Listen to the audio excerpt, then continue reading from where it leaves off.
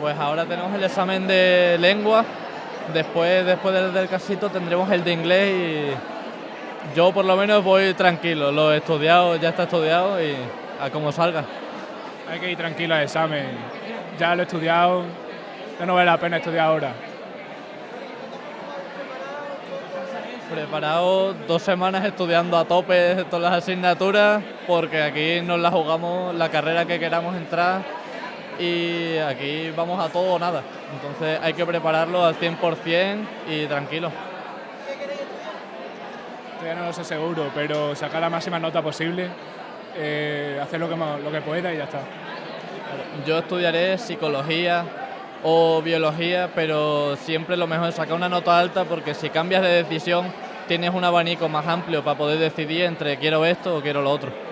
Pues sí, la verdad que bueno, un poquito de nervios, ¿no? Al final te estás jugando todo el trabajo de un año y un poquito de nervios. Lengua y literatura. Yo bastante nervioso, sí, pero bueno, llevamos trabajando mucho tiempo para esto, pero al jugarte tu futuro y tu nota en 4 exámenes, pues un poquito de nervios siempre hay.